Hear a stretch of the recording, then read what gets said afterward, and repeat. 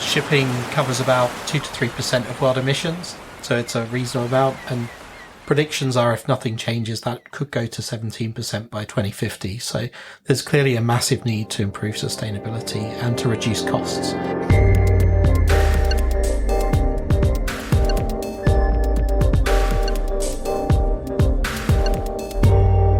Welcome to the Turing Podcast. I'm your host, Amelia Jabry, and today I'm joined by my co-host, Professor Adam Sobey, Mission Director for Sustainability at the Alan Turing Institute and Professor of Data-Centric Engineering in the Maritime Engineering Group at the University of Southampton. Hi, Adam. Hi, Amelia. Thanks very much for the introduction. And today we're going to have a look at a podcast around shipping, genetic algorithms and whales. So how we've taken fundamental algorithms developed based on evolutionary theory and how we've managed to make impact in the real world, saving emissions in shipping.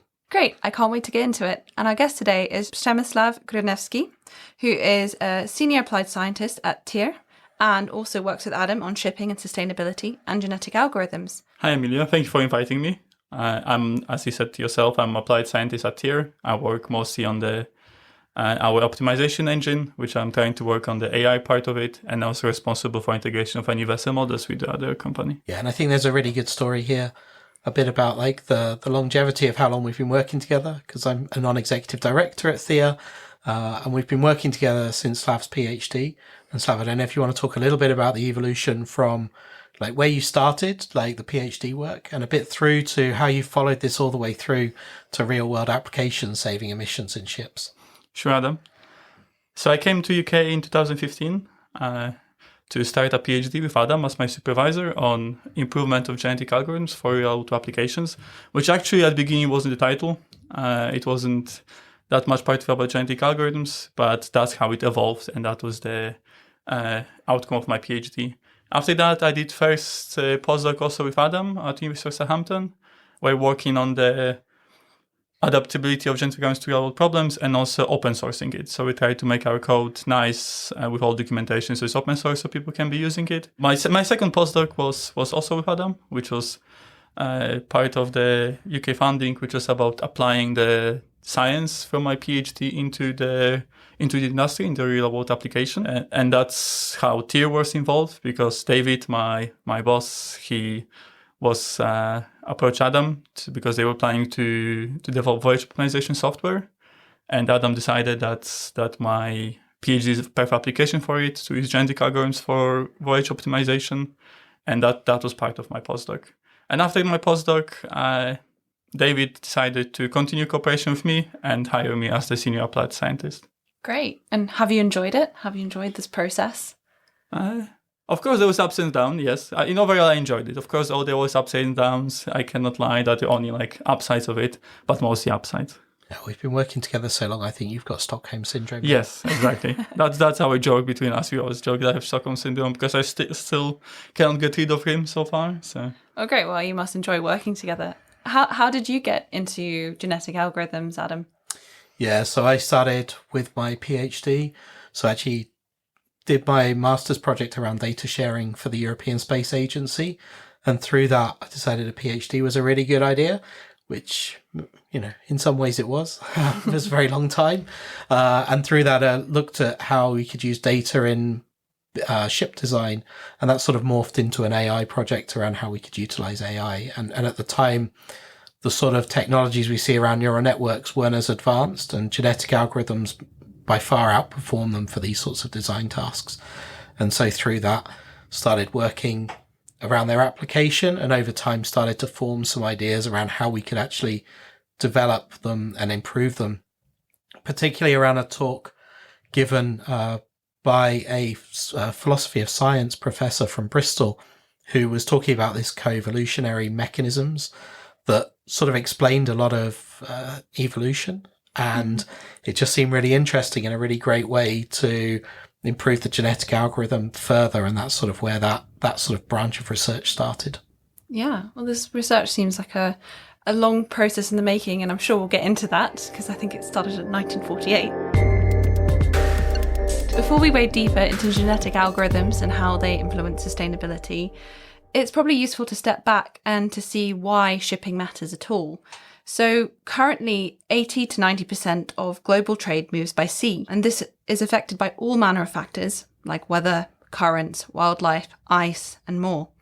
And a lot of it seemingly happens behind the scenes until it becomes headline news. And my favourite story of shipping in the news is the Ever Given. In 2021, one of the largest container ships, over 400 metres long, ran aground and blocked the Suez Canal. There are some estimates that because this ship was stuck for 6 days, the cost to the world was about $10 billion per day that the ship was stuck. Around 200 ships were stuck either side of the Ever Given, awaiting passage through the narrow canal. This delayed crucial shipments like vital medicines, and this was the first time, at least in my memory, that a ship was really in the news and watched so closely. And actually one of my favourite things that came out of it was a website saying, "Is the ship still stuck?" And you clicked on the website and it was either yes or no. This website still exists, you can Google it, and currently it's no, and it just kind of follows the Ever Given's route around the world now. But it just brought to the public consciousness how vital shipping is and how vital shipping routes are and optimization is. Yeah, so I mean, shipping covers about 2 to 3% of world emissions. So it's a reasonable amount. And predictions are if nothing changes, that could go to 17% by 2050. So there's clearly a massive need to improve sustainability and to reduce costs. We're so dependent on shipping for almost everything that we buy, and we don't really think about it. So there's definitely this kind of massive driver towards, reducing those emissions and, improving the resilience of the UK through that kind of world trade and then through shipping. It's not just about the routes themselves, it's also about getting into port. So even once you reach port, you must make sure to do it at the right time, otherwise delays cascade. So this was a little bit about why shipping is important, why sustainability in shipping is important. Now we're getting into the fun stuff, which is genetic algorithms. So we mentioned this at the beginning, but what is a genetic algorithm and what has it got to do with shipping? Because to me, it sounds like biology. So genetic algorithms are unsupervised learning algorithms which based on the principle survival of the fittest. Where you have population of individuals which trying to compete with each other and also to survive. So as in evolutionary mechanisms, of course, the better individuals which offer better fitness, so for example, better fuel consumption, better time, have higher chance of survival and they have higher chance of finding the mates. So other solutions which are as good as them to create offsprings by crossover and mutation. And that's in theory how the improvement happens, because since you're selecting the better individuals, they create better kids in this case, or better offsprings, and the overall or average fitness or how good the population is decreasing over time. And that happens in iterative approach when you have generation after generation after generation until you reach your optimal solutions.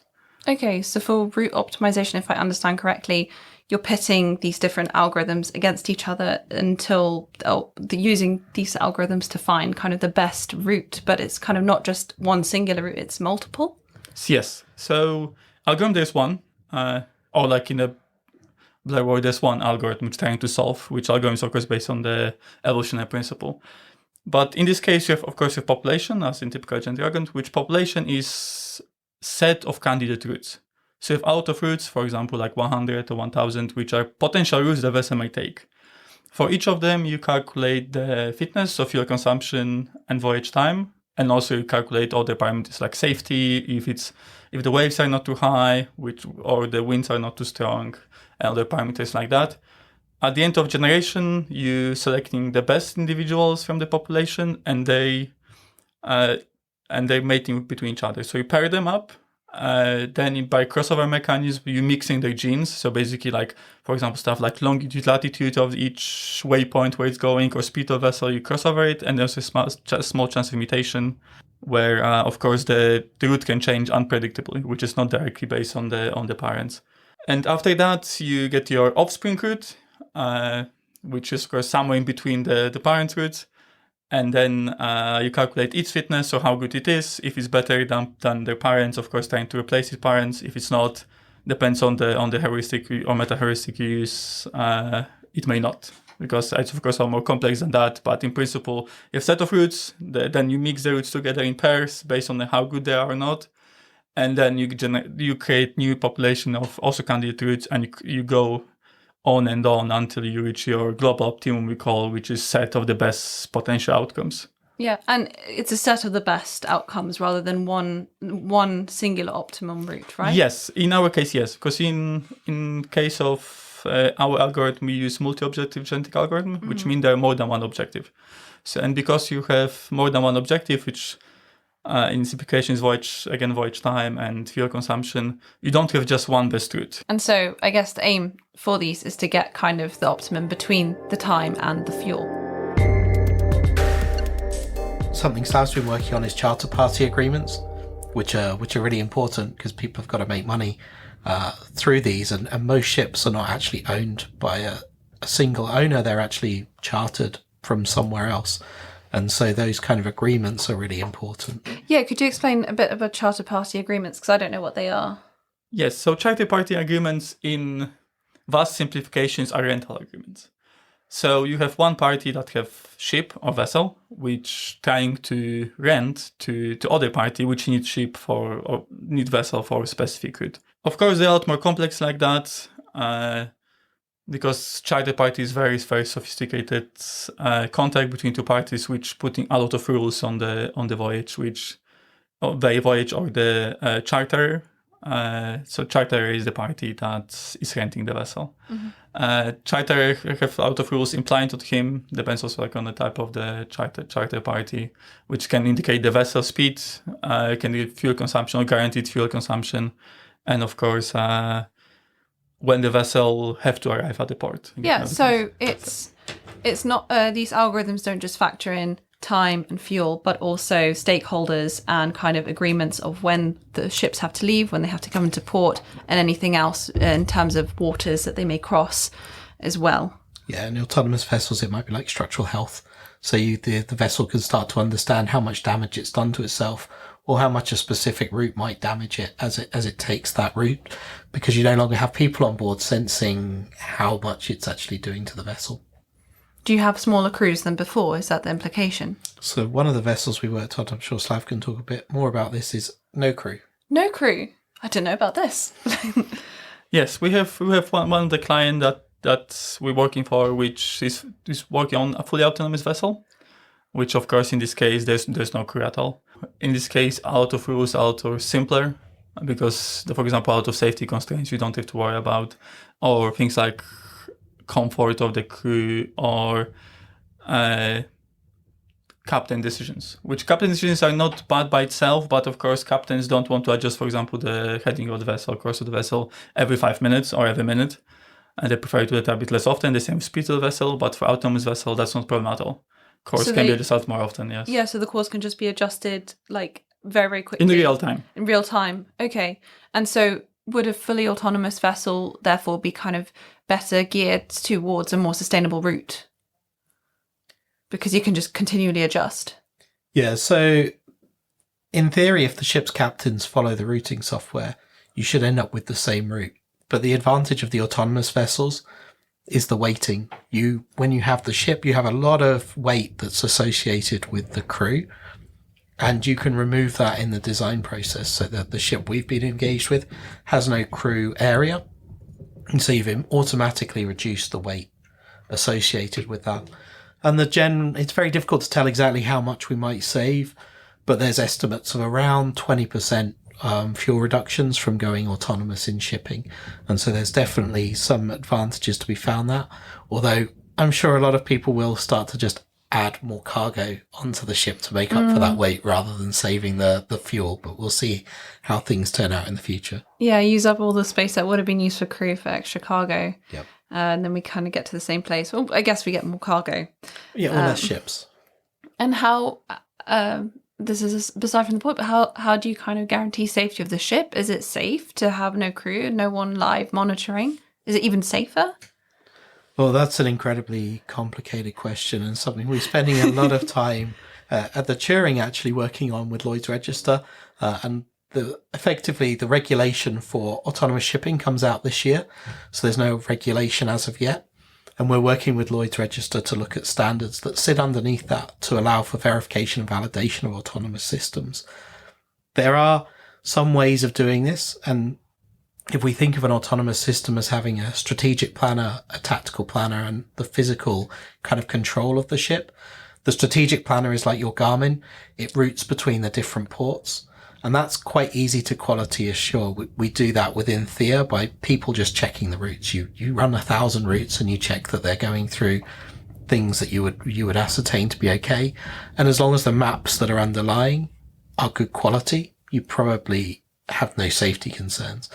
The tactical planner, which is a sort of different side to the AI, is much more difficult to quality assure and actually kind of interpret. And that's where a lot of the efforts in shipping are kind of moving towards.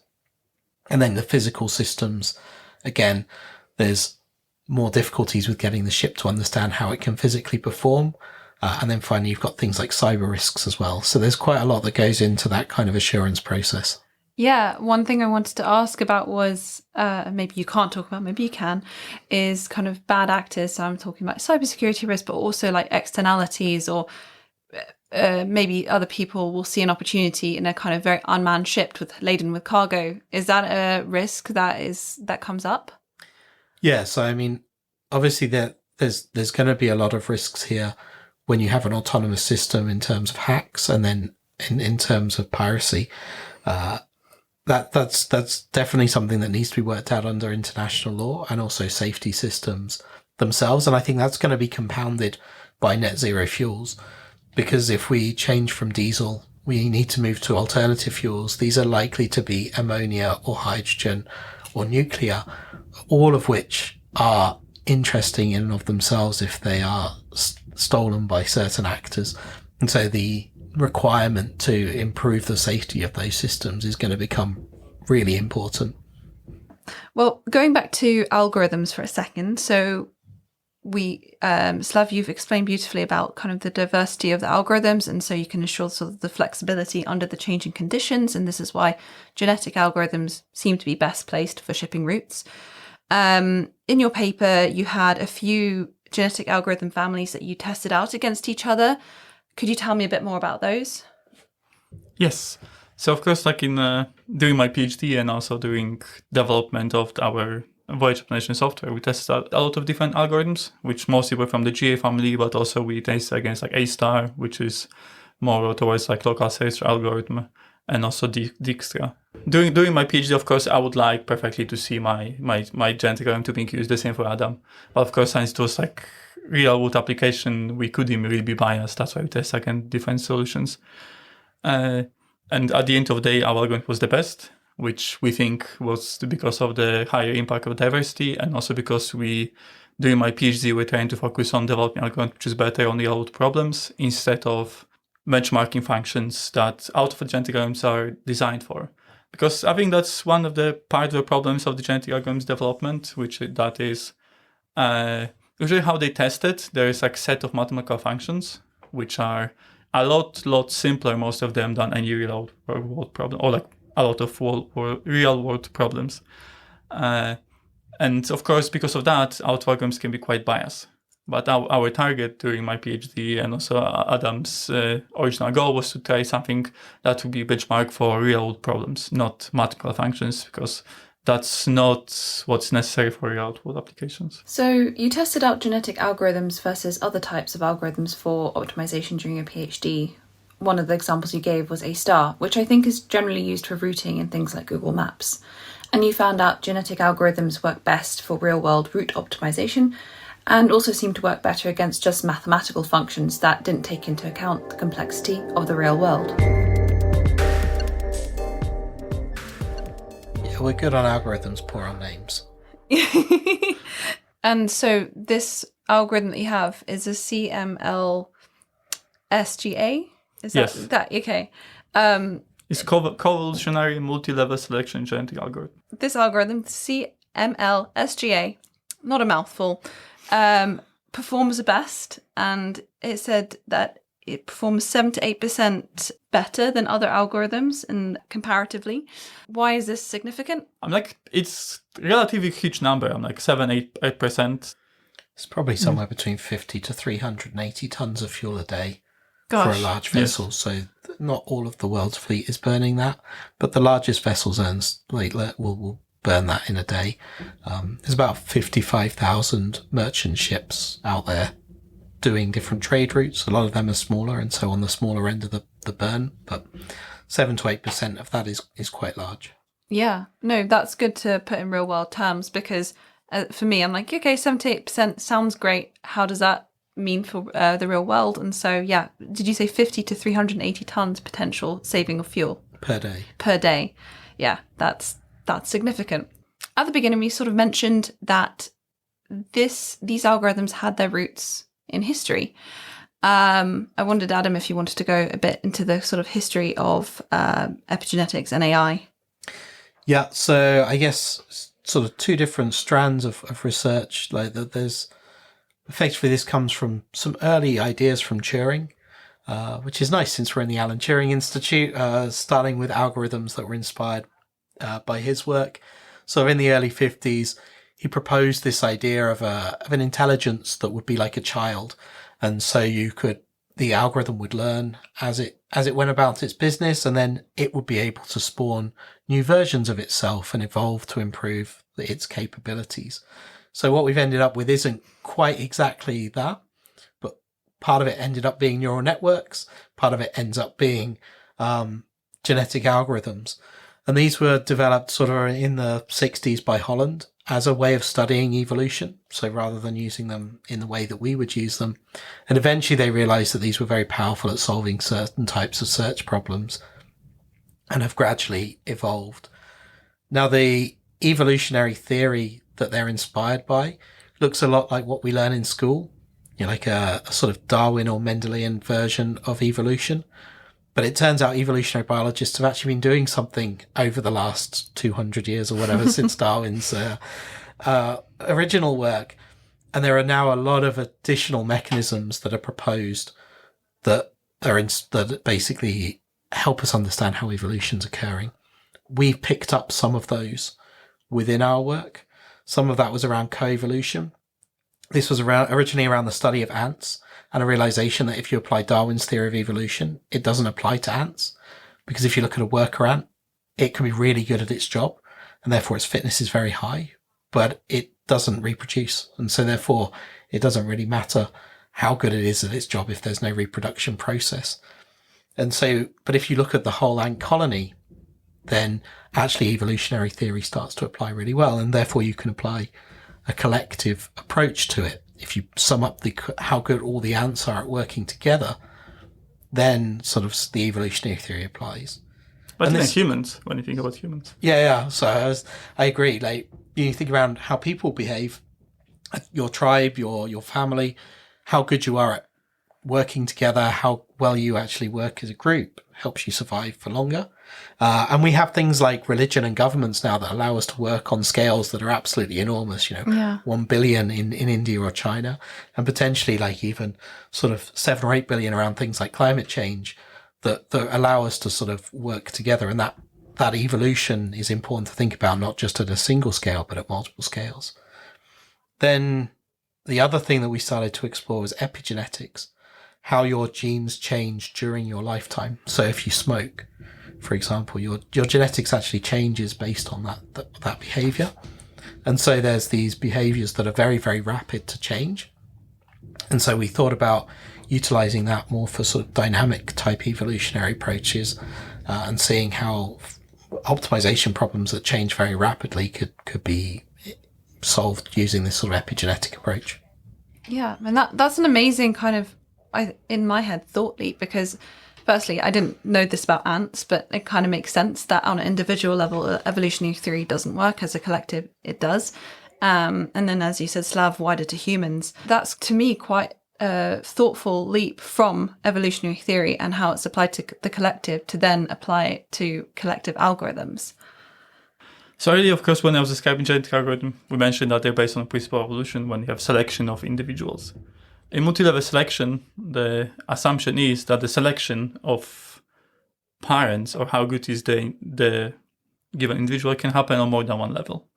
So in this case, instead of having just whole population of individuals which are competing with each other and being selected with each other. We have a group of individuals which create different collectives. We call it collective.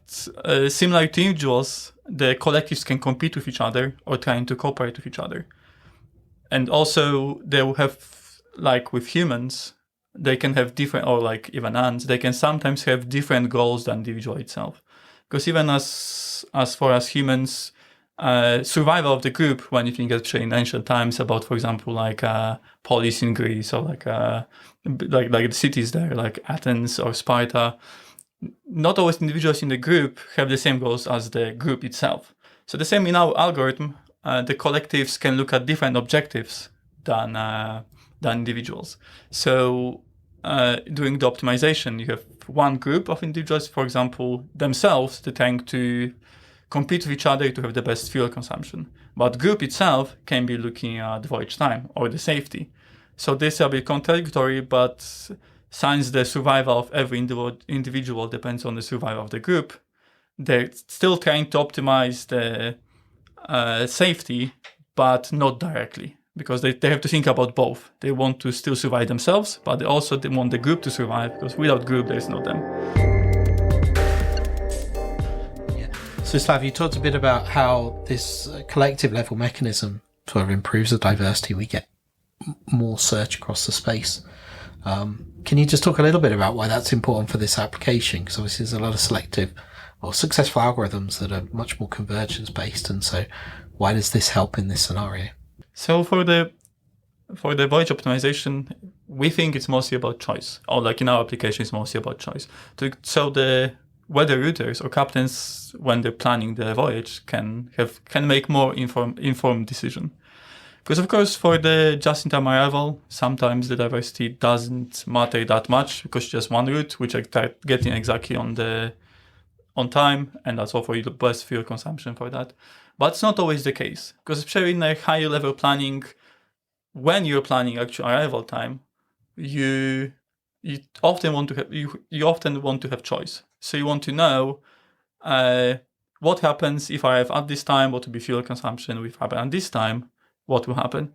With standard algorithms, or like single objective algorithms, or like not diversity-based algorithm, often you just one route and you don't have any comparison. So you have to trust that's the best route, and that's the best fuel consumption. But in our approach, because the multi-objective genetic algorithm, you get choice. So as I mentioned earlier, you get set of solution called Pareto front, which inform you about what will happen if. So you know, if I arrive at this day, that will be my fuel consumption. But if I arrive next day, my fuel consumption will decrease by, for example, 30 metric tons. So for us, the diversity is mostly about firstly giving better outcomes, but also giving more outcomes or more diverse outcomes. That's the word diversity. So you can make better choice with it, with all the information you have at hand. That's really interesting, Slav. And it sounds like from what you're saying is that multi-objective genetic algorithms don't just find a route, they provide a menu of choices. So they map out the what ifs, what you called earlier the Pareto front. So a captain can balance speed, fuel, safety, charter party agreements, and any other factors with a full picture of the consequences. And talking of better outcomes, what are the success stories that you've had with these algorithms in real life? So one of the success stories, of course, story of me joining the company at Theyr, where I'm the applied scientist, as I mentioned at the beginning, where we applied the genetic algorithm to create with me and Adam during my PhD for the TIVOS, which is Theyr Voyage Optimization Source Solution, which our clients use for optimizing the voyages, saving fuel, saving time, and just-in-time optimization, and further, of course, like charter party optimization. Yeah, and I guess one of the areas that we started to explore is like this changing world of shipping. And as you start to change the routes that ships go, you're going to impact on the habitats of like megafauna, things like whales. And so I think it's really important to think around not just the emissions in terms of our sustainability, but also around the plants and animal life and those protected areas. I don't know if you want to talk a little bit, Slav, around perhaps some of the work that we've done to try and ensure that shipping has a minimal impact on world's wildlife. Yes. So with Adam, we conducted a study to try to investigate what would be the impact of vessel either having to try to slow down in the whale areas or trying to avoid them. Because, of course, vessels, depends on the type of the vessel, can move with various speed. You have slower vessels like the crude oil tankers, which are moving around like 10, 12 knots. But you have like other vessels like container ships move 15 knots, 16 knots, the same often with LNG carriers.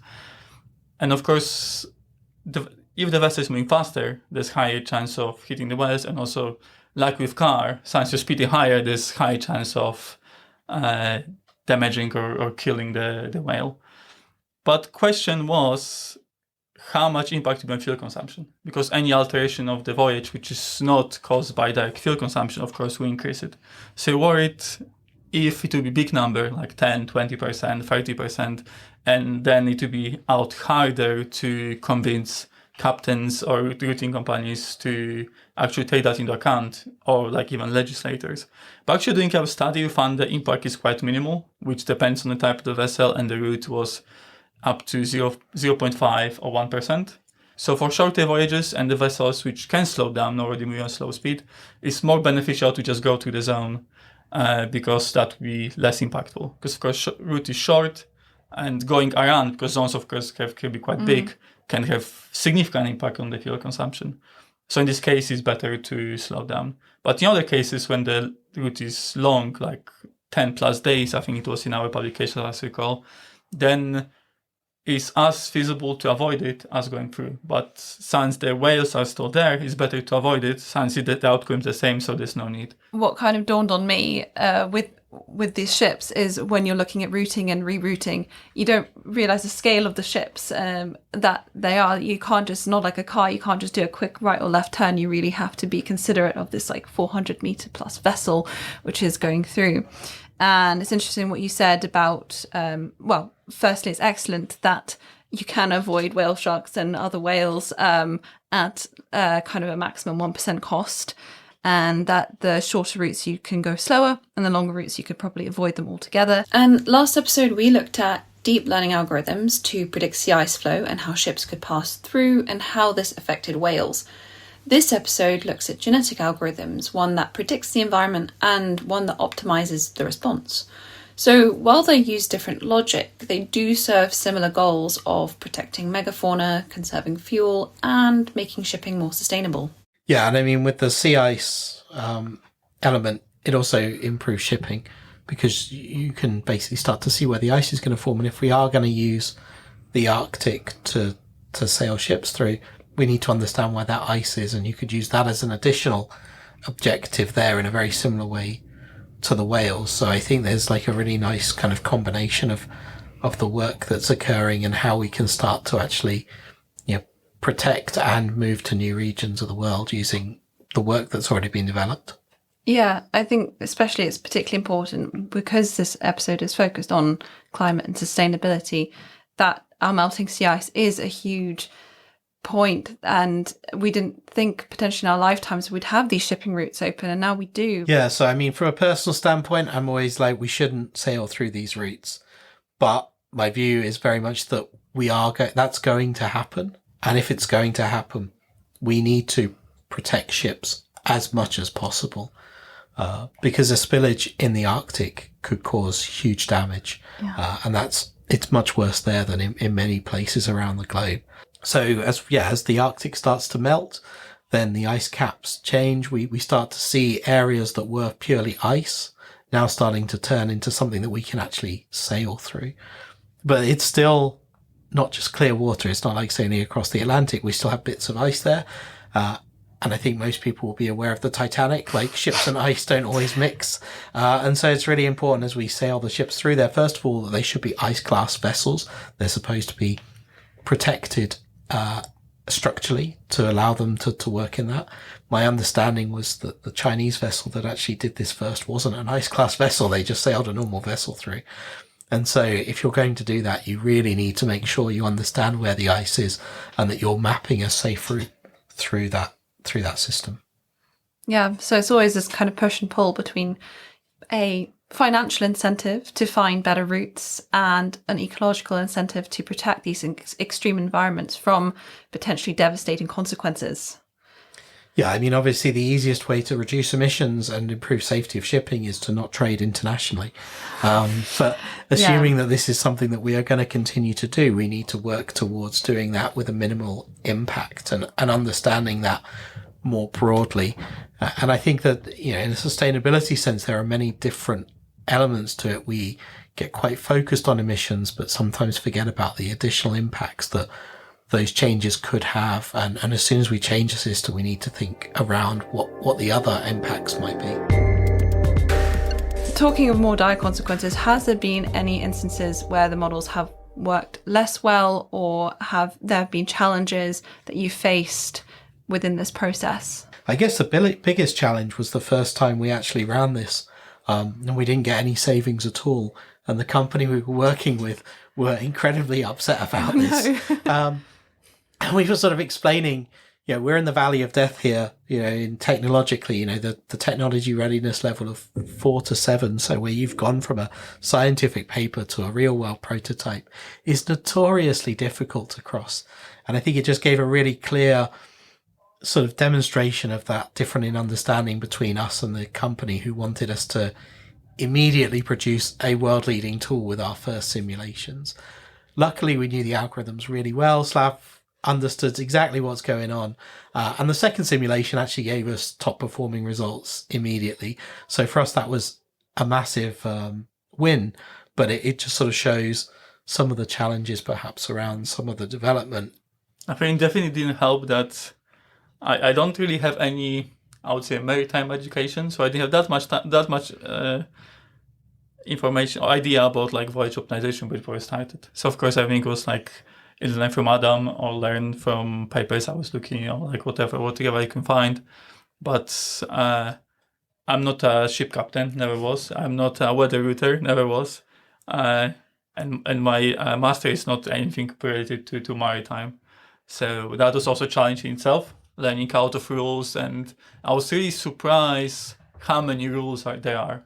Probably some people would say, probably like myself now, that there are not enough rules in other aspects. Like we think about whales, that should be more rules. But I was quite surprised how complex it is when you think just in simple matter, ship going from port A to port B seem quite simple. Just look at this weather, look at that. But it's a lot more complex than that. I think under failing, which is not always up to us, but it's more like failing sometimes of the method we're using, which can be like a dependence of the fuel prediction models. Because of course in the optimization process, as I said earlier, we have this candidate of routes, and we have to evaluate the fuel consumption along each of them to decide how good it is or not.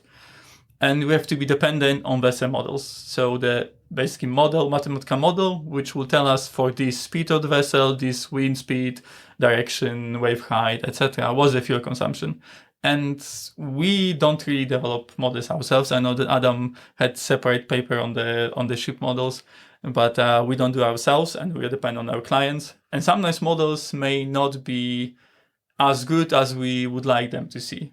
And then, of course, either us or our clients are surprised by the outcomes, or like how high or very low fuel consumption can be. They have like 30-day voyage, should be around like 1,000 metric tons, and the result is like 3,000 or 500 because models was just badly adjusted, which is challenging itself. And then, of course, we're trying to improve the model, guide the client to develop better models, aspects like that. Yeah, I guess there's huge real world consequences for the outcomes of these models, and so there's quite a lot of pressure on you guys to develop it. So I can imagine it was probably scary the first time the model ran and there wasn't a saving, but since then some really good results. So what does the future hold? For me, getting better power prediction models will really allow us to make big changes. So some of the work that we've done joined between Theyr and Shell, shipping and maritime, is that we looked at improving the power prediction models and then changing the trim and the draft of the ship. So that's where how the ship sits in the water, whether it's pointing up or down at the front, and whether it's where it's sitting within the water levels. Normally, we just change that once for a journey. So you change it at the port and you keep it the same for 30 days until you arrive at the next port. By exploring the ability to change that through the journey, you can actually kind of utilize these two different tools. And we've shown potential savings of 18% on journeys, which is, a really large percentage. So I think better understanding the ship operation, I think, will be a very exciting element to add to this. And now, because we have these algorithms, we can take advantage of that understanding to actually change the way ships operate in ways we haven't done previously. Yeah, so it must be really cool to then have say on how future ships are built or how they're optimized. Yeah, and I think there's some really nice, large impacts that you can get from these elements. And it's interesting to find out. I mean, part of the reason I've stayed in maritime is when I joined for my PhD, I didn't really have an interest. But then seeing or understanding how much it affects world trade, understanding how reliant we are on the shipping industry, it's just not something that you really think of every day. And I thought, it's really important we actually have people contributing to this to try and make sure that we can improve resilience and efficiency and sustainability. We've talked through quite a lot of different factors, from how important shipping is both to the UK and globally, and then a little bit around the work that we've been doing in genetic algorithms and how we've basically taken that evolutionary biology, converted it into algorithms, and then utilized that to make real world savings in emissions in shipping in various different aspects, from autonomous vessels through to ensuring that we protect whales and megafauna in the oceans. In previous episodes, and I'm sure future episodes, we'll find out other ways of solving the same problem of climate and sustainability. And it's really interesting how these work together, or sometimes don't work together as well. Yeah, and I guess it's why I've enjoyed working at the Turing. We do a lot of sharing of technology, but there's also been some great opportunities to see how, like, the application side links. For example, your last podcast on the sea ice, and the connection to the shipping. Two totally independent streams of research that are so well connected and that we can actually utilize together. I think it's that convening power and that ability to do something more with what we already have that's very exciting. Thank you so much, Adam and Slav, for being on today and telling us more about shipping, route optimization and whales. Thank you for inviting me. Yeah, it's a thanks pleasure. Very much. Total pleasure. You can hear more about what Adam and Slav have been doing by heading to the Turing website at turing.ac.uk or Theyr.net. That's THEYR.net. You can also like, share and subscribe to the podcast, sign up to the Turing mailing list to stay up to date with our missions, or email us at podcast@turing.ac.uk. Thanks for listening.